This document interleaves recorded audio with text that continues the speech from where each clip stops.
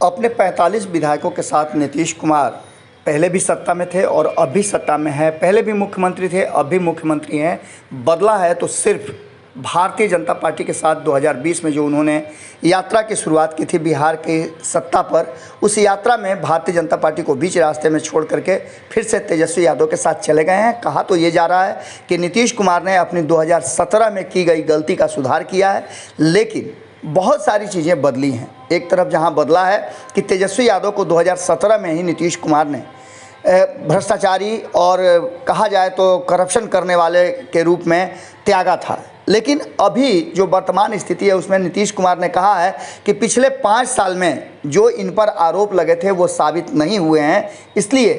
तेजस्वी यादव के साथ वो आए हैं। हालांकि भारतीय जनता पार्टी लगातार भ्रष्टाचार के आरोप लगा रही है और इस आरोप को लेकर के भारतीय जनता पार्टी अपनी रणनीति भी बना रही है, लेकिन तेजस्वी यादव के जो संख्या बल है, तेजस्वी यादव का जो जिस तरह का अपीयरेंस हुआ है और जिस मजबूती के साथ वो पिछले 5 साल में राजनीतिक गुण सीख करके नीतीश कुमार के साथ जुड़े हैं, नीतीश कुमार को काफ़ी कॉन्फिडेंस है कि वो भारतीय जनता पार्टी से नीतीश कुमार की रक्षा करेंगे। और यही कॉन्फिडेंस नीतीश कुमार में हिम्मत ला रहा है, जिसको लेकर के वो ताल भी ठोक चुके हैं। आपको याद होगा कि नीतीश कुमार लगातार इस बात को कह रहे थे कि वो किसी पद के लिए कोई काम नहीं करते हैं, बल्कि बिहार की सेवा करना, बिहार का विकास उनका मूल उद्देश्य है और ये पूरी तरह से सेवा के भाव से वो कर रहे हैं। लेकिन नीतीश कुमार के भीतर जो इच्छा थी, जिसको लेकर के लगातार भारतीय जनता पार्टी समय समय पर इशारा करती रही है और जदयू के लोग भी लगातार ये बात कहते रहे हैं कि नीतीश कुमार में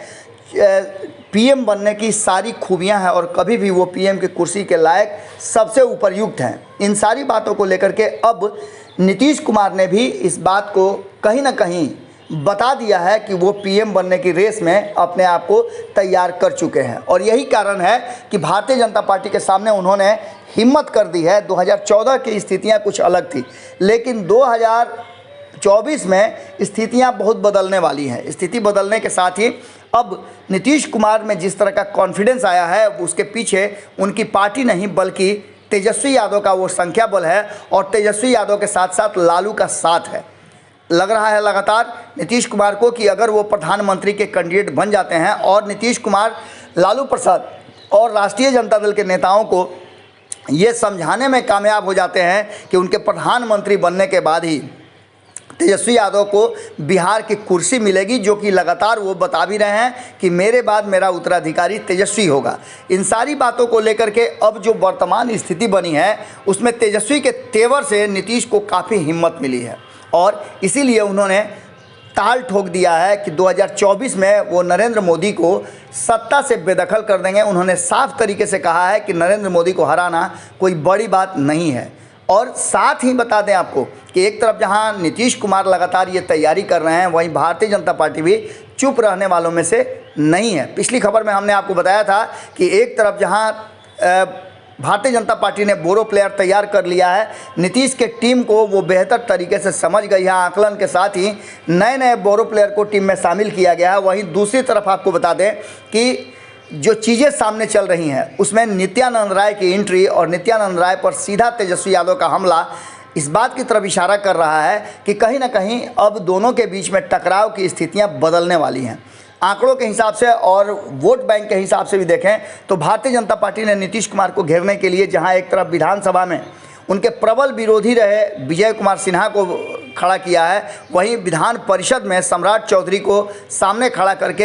एक तरफ यहाँ नीतीश, वहीं दूसरी तरफ उपेंद्र कुशवाहा को भी कड़ी टक्कर देने का जुगाड़ कर लिया है। जैसा कि आप सभी जानते हैं कि यादवों के बाद अगर बिहार में सबसे ज़्यादा वोट बैंक किसी के पास है तो वो कुशवाहा हैं और कुशवाहा के नेता के रूप में जहां नीतीश कुमार ने कोशिश किया था कि उपेंद्र कुशवाहा को ला करके वो बेहतर विकल्प बना सकें, वहीं उपेंद्र कुशवाहा कहीं ना कहीं लगातार भारतीय जनता पार्टी के निशाने पर रहे हैं। अब बदली हुई इस परिस्थिति में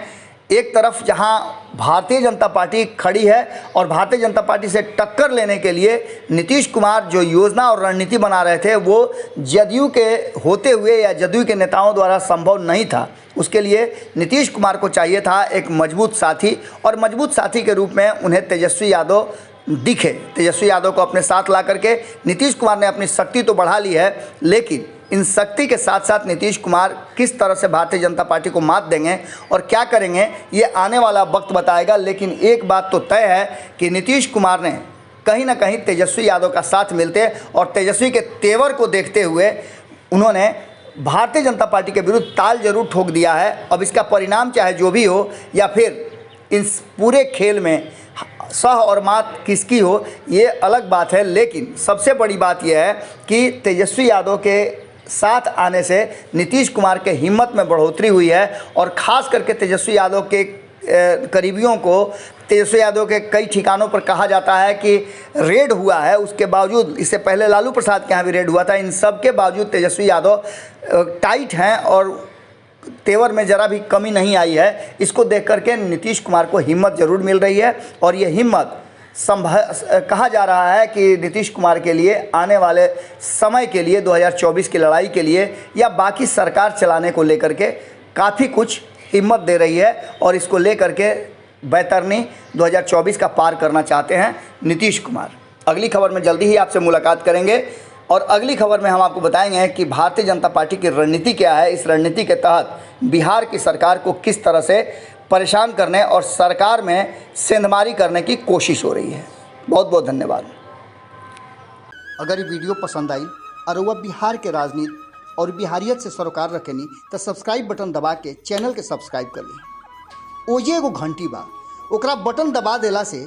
कुल सटीक और मारक खबर रुआ मुफ्त में मिल जाई। अगर रुआ पत्रकारिता के हमनी के नया प्रयोग में सहयोग कर चाहतानी तो ज्वाइन बटन दबा दी। पेटीएम नंबर नोट कर ली 9386816700।